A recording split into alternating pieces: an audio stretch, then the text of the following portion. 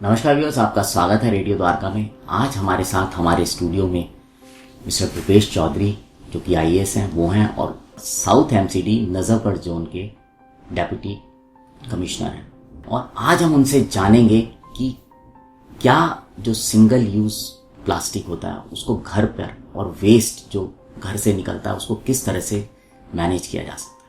भूपेश जी, सबसे पहले तो आपका स्वागत है, आप इतना टाइम निकाल के आए हमारे यहाँ पे।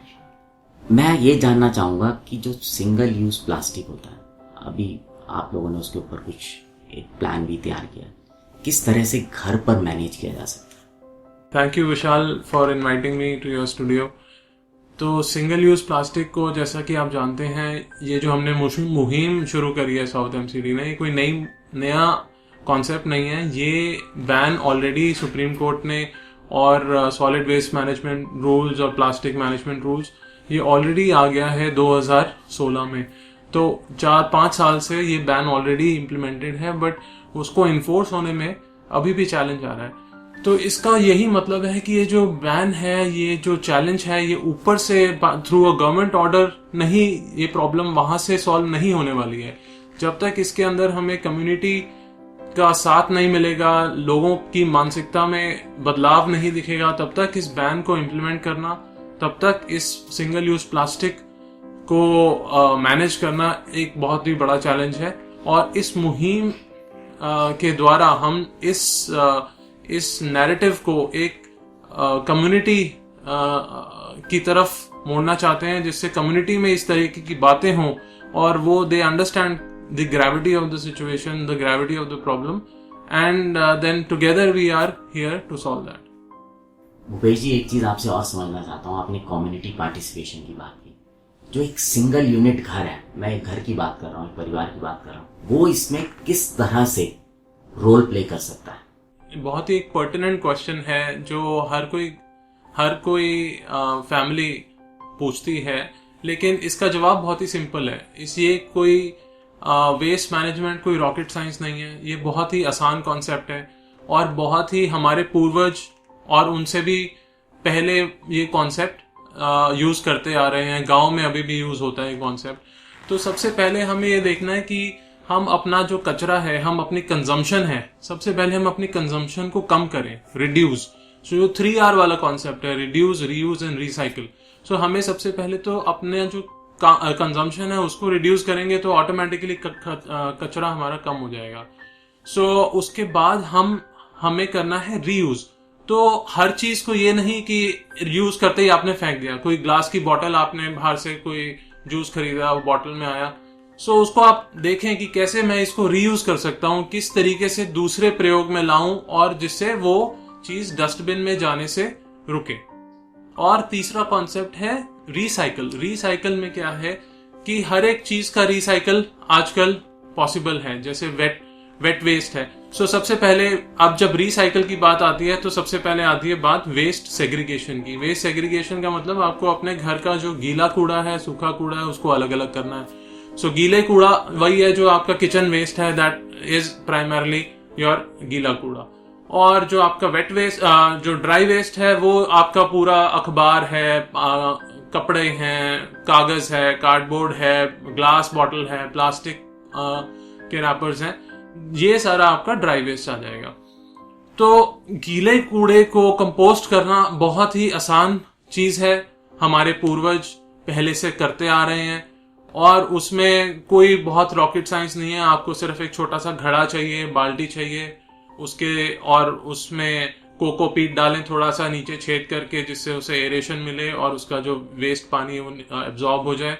और उसमें और कुछ नहीं मिले आपको तो सिर्फ खट्टी लस्सी, सो ये डालना है और थोड़े दिन बाद वो ऑटोमेटिकली कन्वर्ट हो जाता है मैन्योर को, और जिसको हम ब्लैक गोल्ड बोलते हैं। और उसको आप अपने किचन गार्डन में यूज करें, अपने गार्डनिंग, अपने छोटा सा जो आपने गार्डन बना रखा है वहां डालें, और you can see the change. वो इतना फर्टाइल है वो आपके, that is why it is called black gold, because it is full of nutrients. तो आपने वेट वेस्ट तो ऐसे मैनेज कर लिया। ड्राई वेस्ट में अगर आप कर रहे हैं तो आप कागज रीयूजेबल है, कागज रद्दी वाला आपका लेके जाता है वो रीयूज हो जाता है, कार्डबोर्ड रद्दी वाला लेके जाएगा रीयूज हो जाएगा। अब बात आती है प्लास्टिक की। प्लास्टिक क्योंकि इतना मुश्किल से मैनेज हो रहा है, क्योंकि प्लास्टिक क्या है, फिर वो आपके जाके ड्रेन्स में घुस जाएगा, या फिर जो बाहर कचरा लोग डालते हैं फिर वो गाय खा लेती हैं। अभी पीछे भी कई सारे इंसिडेंट आए थे कि जब गाय की मृत्यु हुई उसके बाद जब उनका पोस्टमार्टम करा गया तो पेट से कितना क्वांटिटी उसका प्लास्टिक ही निकला। तो आप लोग इमेजिन नहीं कर सकते कि ये जो प्लास्टिक अब गाय खा रही है, उसके दूध में दूध हम पी रहे हैं। So the plastic has entered the food chain of humans, और हमारी फूड चेन के थ्रू अब वो हमारे डीएनए में तक पहुंच गया है। ये रिसर्च से साबित हो चुका है ऑलरेडी। सो प्लास्टिक को मैनेज करने का यही तरीका है कि आप अपने घर में ये 50 माइक्रोन से कम वाला प्लास्टिक अब बंद हो गया है, दुकानों पे भी मिलना हम कड़ी सख्ती करेंगे, बंद हो जाएगा। और आप लोग भी जब अपना कोई शॉपिंग करने जाएं तो अपना बैग अपने साथ लेके जाएं कपड़े वाला, और अपना उसी में सामान लेके आएं। दूसरा, आपके जो रैपर्स हैं छोटे छोटे चॉकलेट के, इधर चिप्स के, उनको आप इकट्ठा करके, एक बहुत ही सिंपल टेक्निक है कि कोई भी प्लास्टिक की बोतल है पानी की, उसके अंदर आप भरते रहें, और उसके अंदर हम भरते रहेंगे तो एक बोतल में आप कम से कम 4 से लेके 5 किलो तक का भी प्लास्टिक आप रैपर्स और ये सब छोटा छोटा उसके अंदर भर सकते हैं। मिल्क, दूध की थैलियां, सो ऐसे करके आप काफी प्लास्टिक इकट्ठा कर सकते हैं। और फिर वो हमने जगह जगह अब हम प्लास्टिक कलेक्शन सेंटर भी बना रहे हैं हर एक मार्केट में। बहुत ही जल्द आपको द्वारका के या नजफगढ़ जोन के हर एक मार्केट में आपको प्लास्टिक कलेक्शन सेंटर दिख जाएगा एसडीएमसी का। तो वहां पे आप इस टाइप की बोतल लेके आए, और हम एक टाई अप कर रहे हैं एक पार्टनर के साथ जो कि इसको रिसाइकल करके रीयूज करके एक लकड़ी की बोर्ड है उसकी तरह कंप्रेस करेगा, जिससे वो लकड़ी का बोर्ड नहीं, वो प्लास्टिक का बोर्ड बन जाएगा कंप्रेस करके। और उससे हम कुछ भी फर्नीचर बनाएं, कुछ भी बनाएं, मार्केट में बेंच बनाएं, स्टूल बनाएं। So this is the plan where how we can reuse that plastic. But आपका जो सवाल है वो वहीं से जो बेसिक चीज पे मैं फोकस करना दोबारा चाहूंगा कि इस सारे के बीच जो सबसे महत्वपूर्ण चीज है वो है सेग्रीगेशन।